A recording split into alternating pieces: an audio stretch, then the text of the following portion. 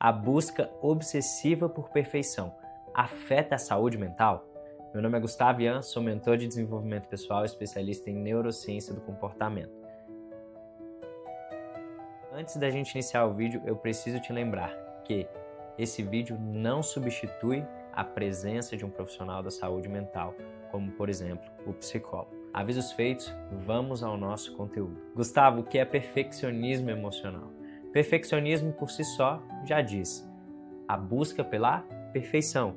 Mas aqui, de forma didática, a gente vai colocar um sinal de igual nessa definição e vamos colocar do outro lado autocobrança excessiva. O perfeccionismo ele tem impactos fundamentais na nossa saúde mental. E eles permeiam 4 pontos que eu acredito que sejam extremamente críticos. Primeiro, aumento dos riscos de transtornos mentais. As pesquisas têm demonstrado que uma pessoa com autocobrança excessiva tem um aumento dos riscos de transtornos mentais, especialmente porque tem suas autocobranças excessivas ligadas ao hormônio do estresse, o cortisol.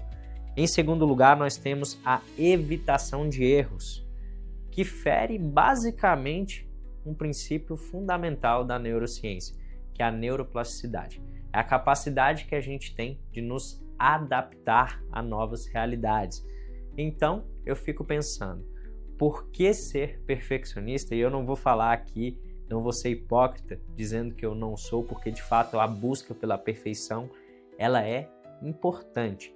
Mas o problema do perfeccionismo é quando ele vira uma inação. Então, evitar erros é um fator que, na minha visão, é crítico. Por quê? Porque naturalmente que essa maximização, essa potencialização pelo perfeito e a minimização das ações concretas que você fez faz com que você entre num ciclo de procrastinação, muitas vezes nem entrando em ação.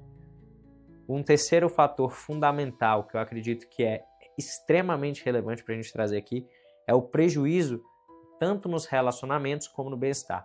Porque se eu me cobro excessivamente, naturalmente que eu transfiro essa cobrança também para os meus parceiros de relacionamento. E então eu tenho uma dificuldade muito grande em construir um bem-estar geral nesses relacionamentos. O que me acarreta no quarto ponto crítico, que acaba se transformando em uma insatisfação crônica. E todas as vezes que eu tenho uma insatisfação crônica, eu começo a ter pensamentos desproporcionais referentes a uma situação específica. Então é importante a gente perceber que o perfeccionismo ele não impacta somente a minha vida, mas ele impacta também a vida do outro. Mas nem como tudo são flores, existem algumas causas importantes para a gente trabalhar sobre o perfeccionismo. E eu acredito que 3 são fundamentais. Primeiro, pressão social. A sociedade busca o tempo inteiro nos pressionar sobre ser útil para ela e, mais do que isso, ser perfeito. A busca pela perfeição, ela é sim venerada no mundo corporativo e também nas redes sociais. Em segundo lugar, uma influência familiar. Muitas vezes, se você não fosse o melhor, você não recebia atenção. Isso gerava um medo de rejeição que, por vezes, acabava sendo desproporcional, especialmente se você tiver lá na infância algum episódio dessa forma. E por último, mas não menos importante, fatores psicológicos, que gera ansiedade em resumo e também, além dessa inação pela ansiedade. E o que é a ansiedade? É a ausência de previsibilidade sobre o futuro. Ou seja, você se coloca tanto no futuro, tanto numa autocobrança, que você acaba não conseguindo controlar e gera uma insegurança, o que acarreta em uma baixa autoestima. E aí você vai só pegando pontos e pontos e pontos que te levam cada vez mais para baixo e transformando isso em uma falta de ação. E você imaginou que eu seria superficial com você aqui, mas eu quero distribuir o perfeccionismo em 2 etapas na sua cabeça. Primeiro, as manifestações comportamentais e as manifestações cognitivas. As manifestações cognitivas dizem respeito aos seus pensamentos. É aquela pessoa que maximiza muito o erro. Ou seja, gravei um vídeo, mas eu não vou postar porque isso aqui está errado. e ela minimiza por vezes os acertos pequenos que ela teve.